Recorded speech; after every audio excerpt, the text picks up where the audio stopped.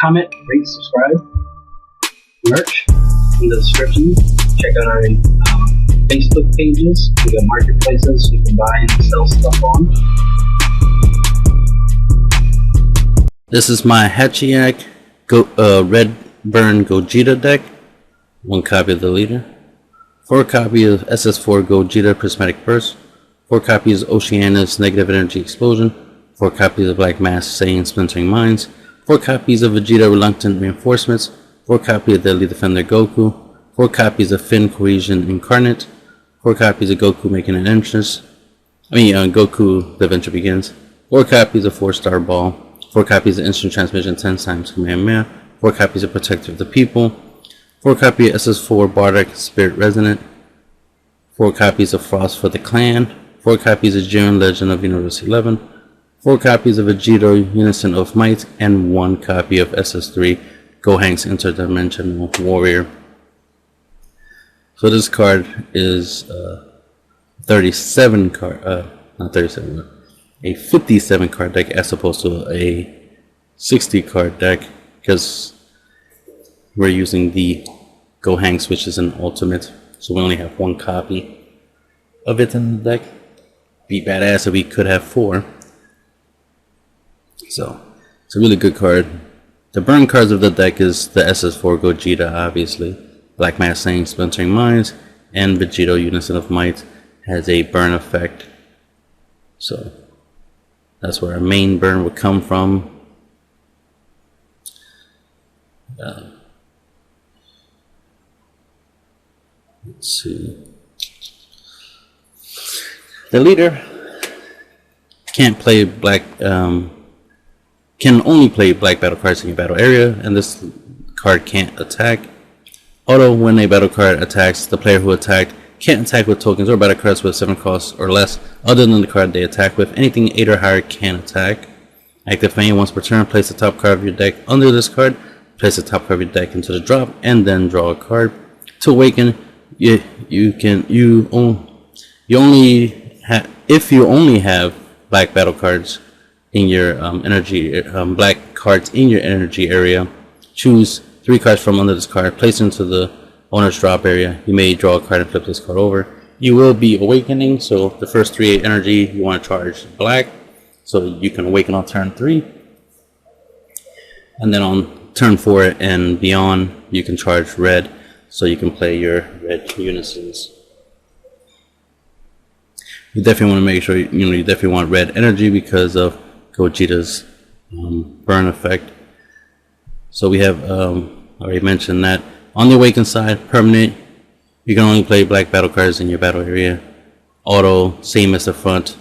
Anything 7 or lower can't attack except for what did attack, and anything 8 and higher cost can attack. And auto, second auto, when this card attacks, it gets 5k power for the duration of the turn. Draw a card, so it's a 20k swing on your turn. And of course, you want to be able to draw, so you can draw your combo pieces. For your Gogeta Prismatic Burst, your Vegeta Reluctant Reinforcements, and your Deadly Defender Goku, because they're the Xeno versions of Vegeta and Goku, which helps you go into your Xeno Gogeta. And of course, we're going to use Bardac to draw a card along with our leader. So we have a draw 2 every turn engine. So Gogeta has Quadruple Strike. It's a 35k. Auto, when this card is played, choose the following effects based on the colors in your energy area. If you have red energy, which we will have, you'll deal 1 damage to your opponent. And the other effect we can get is the black energy effect, which is choose up to 2 of your opponent's battle cards and set them to their owner's warp,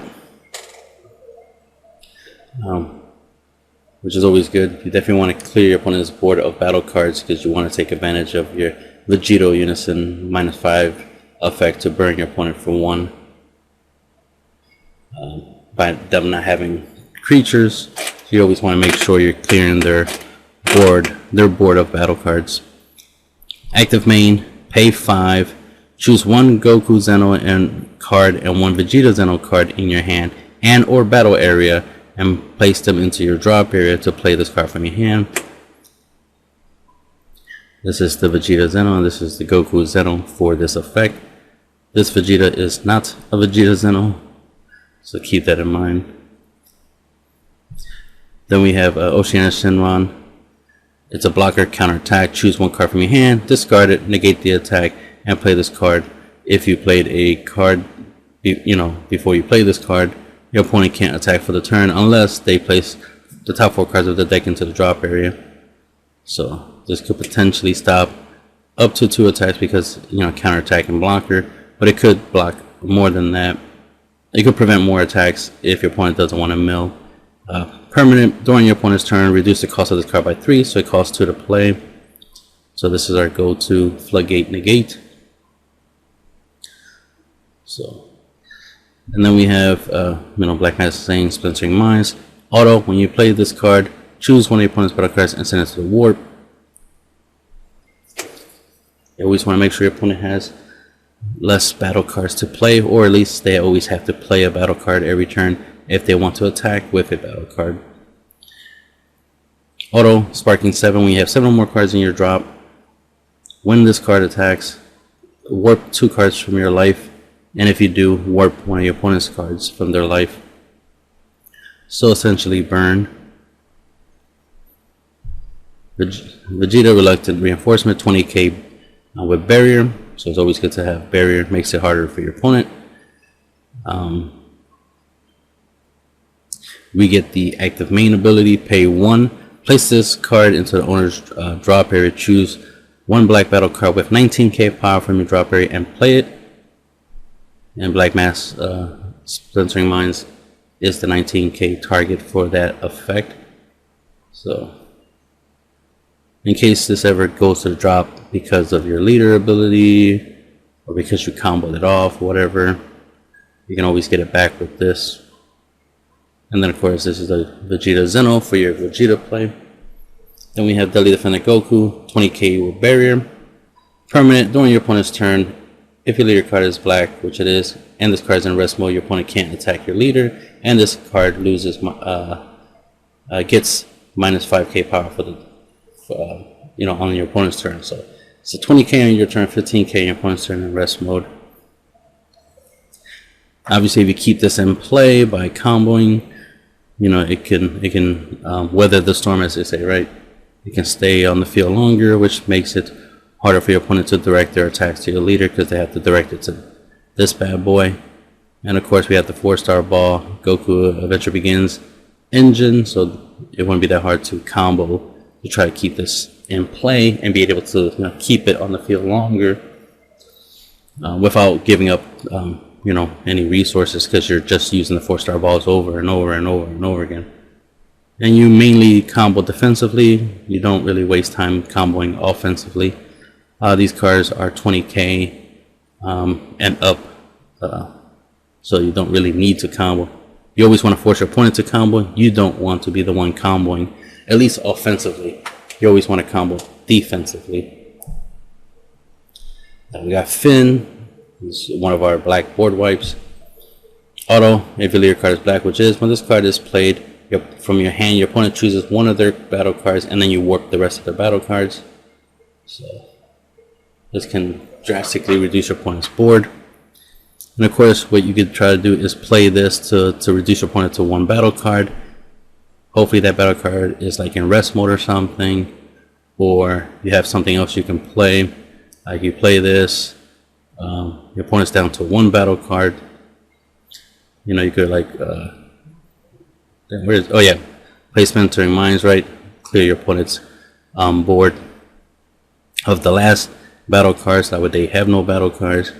And of course, swing with this so you can warp your opponent for 1 life with this card's attack, and then play this for 5, and deal your opponent 1 damage. So you can combo that in that order. Let's see, moving on.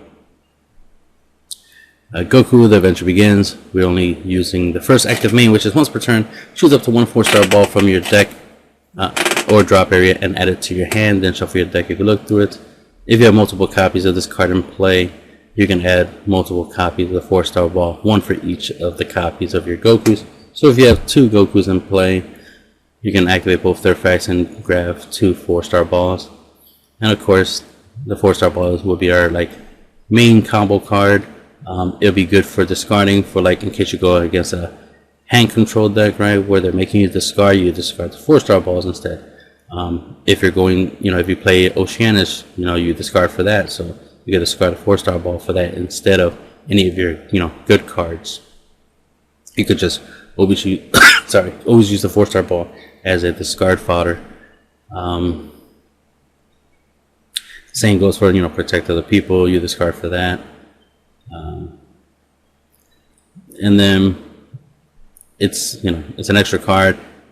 Active battle ability, choose up to your one of your battle cards or leader cards. It gets 5k power for the duration of the battle. If for some reason your battle card got its skills negated, then it will be skillless, and then this will give it an extra 5k if you use it, so essentially becomes a super combo in that situation. The instant transmission 10-time command, counter attack, negate the attack, place up to 2 black battle cards in your warp into the drop area. Active main, pay 1 black energy, choose 2 cards from your hand, send it to the warp, and then add this card from your drop area to your hand. So that way you can, obviously use it to keep negating. So it's a reusable negate. Protector of the people, counter attack, negate the attack. Then you may choose 1 card from your hand, place it into the drop area. If you do, choose one of your leader cards, and it gets the effect. When this card is attacked by a battle card, it gets 5k power for the duration of turn.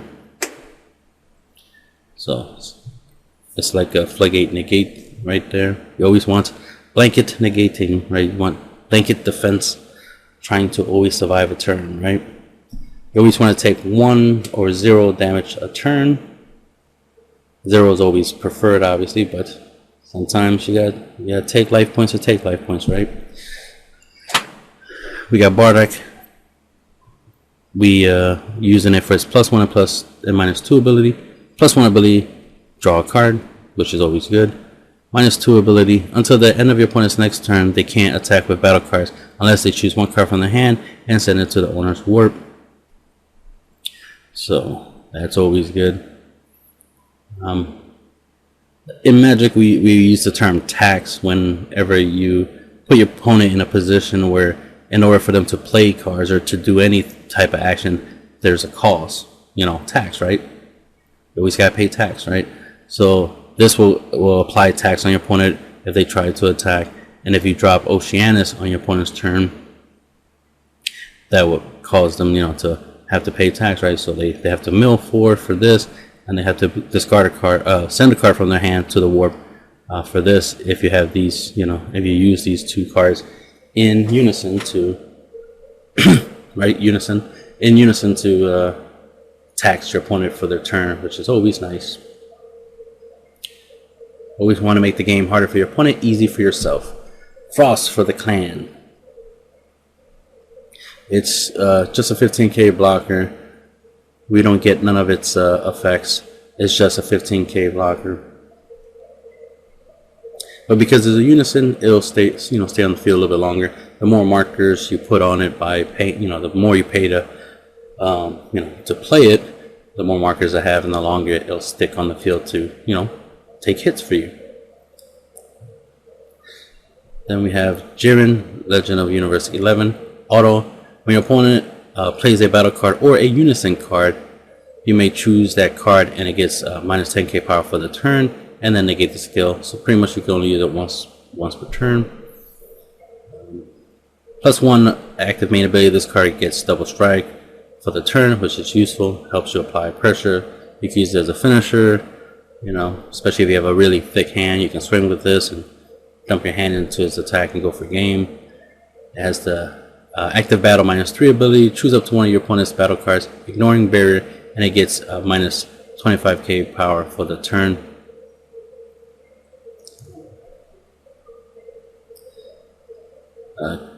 The ruling, obviously, right? Keep in mind that you can only use the active battle ability of this card whenever your opponent, whenever whenever this is not being attacked, obviously. It's when your leader is being attacked or a battle card, then you can trigger this effect. On your turn, if you swing with this, you can activate the activate battle ability. But defensively, you can't use the activated ability of this card if it gets attacked. So keep that in mind. I know a lot of people tend to attack it to try to knock the markers off because they're concerned about the effect, which is great, right? Because we want them to waste attacks on this. We'd rather they attack this than nothing else. And plus, it has a +1 ability, so we're just going to keep using the +1 ability to keep it on the field. So essentially, it works like a blocker because it's just going to absorb attacks because your opponent is concerned about that -3 ability, which we want them to be concerned. Because it is the legend of University 11 Jiren. And Vegito Unison of Might. We're only using it for its well, you can use the +1 active main ability where you draw a card and then choose up to, but you're not going to play anything obviously, but you can +1 just to draw. It's a 20k body. Then it has this -2 ability, active main, until the end of your opponent's next turn. If your opponent would play a battle card using a skill, it's placed into the owner's drop area instead. So that's a pretty nice floodgate ability to have. So if your opponent tries to overwhelm, you know, send the card to the drop. If they try to do something like this, try to play their own Gogeta, you know, you get the idea. Same thing. What's nice about this effect is that it says, you know, until the end of your opponent's next turn, which means if you use this on your turn, right, you can use this, you know, obviously you'll trigger on your turn, but it's the fact that you trigger your turn, and then if you were to attack and your opponent was to try to play, you know, a battle card on your turn, like a rival, for example, or they try to drop their own Oceanus, you know, they'll still be able to, you know, negate an attack, but then the Oceanus will go to the drop, so it won't be there for the to be used to block and stuff like that. So, you know, keep that in mind. It has use on your turn, not just your opponent's turn. And then, of course, the -5 ability. If your opponent doesn't have any battle cards in play, deal 1 damage to your opponent. So yeah, that's good. Ironically, this effect is a little bit easier to use against the EX Broly or the Anniversary Box Red Broly, because they don't play that many battle cards. It's mainly like Unison and Leader. They do have a battle card, but they play it once in a while. They might just play one, and it's not that hard to get rid of that one, right? Because you could just play Vegeta and just warp it, then drop the Vegito, and then -5, and then we have the mighty Gohanks. This has served me well in many matches when I played in red decks. Such a good card. It's an ultimate dual attack blocker. It has the auto when this card is played. Choose all of your opponent's battle cards, ignoring bear, which is important, right? And then they get -20k power for the duration turn. So this can potentially board wipe your opponent. And then has the +1 auto. When your opponent attacks with a battle card, you may choose it, and it gets -25k power for the turn. So not only is it a blocker, so you can use it to block. And that +1 obviously feeds into the ability of this absorbing an attack. When you use it to block, you also have the ability to, you know, KO something, so you can knock out a battle card with its auto, plus get a marker for the fact that you'll probably use this to block. This is a 25k, so this is a, you know, really good. Like, your opponent has to put in effort. Your opponent has to get 25k power to try to hit this. Even if they have a 20k unison, they still got a combo just to try to hit this. So that's a card they're losing from their hand just to try to hit this card. And of course, you can always get a marker whenever they attack with a battle card. So it feeds itself. It's such a powerful card. And then it has the -4 active main ability. This card gains 15k power and triple strike for the duration of the turn. And at the end of the turn, switch this card to active mode. So it, you know, obviously they want you to be able to play it and, you know, try to go, you know, go for game. You know, it's your finisher, right? It's definitely one of your finishers. You play it, because obviously what you can do obviously is play it for 5 or more, but typically you just want to play it for 5 so that we can -4 from it, still have a marker on it, right? So you can become a 40k triple striker, which is and you're also still a dual attacker, so you get 2 chances to try to do 3 damage to your opponent with a 40k you know, triple strike. So you could potentially do 6 damage with this card, or just do 3, or none if your opponent really puts in effort to stop this card, right? But then of course anytime your opponent, and then at the end of your turn you switch it to active mode so that you can use it to block and still be able to trigger the auto to give it a marker so it can stick on the field. There was a situation where my opponent, I think, like attacked about 6 times or something like that, just to knock down my just to knock this unison down. I was expecting to maybe stop 2 attacks. I didn't realize this one card was gonna stop 6 attacks, right? It was going to absorb 6 attacks because my opponent really focused on this card when they should have focused on attacking me. I didn't have the ability to really out combo most of their attacks if they swung their attacks at me. It was like a red yellow metal cooler deck, and they just kept swinging, you know, they kept making their attacks 25k just to try to hit this thing, which was funny. They managed to beat them, but they managed to guarantee me an extra turn. They would have won that if they didn't. So that was fun. And yeah, that's the end of the video.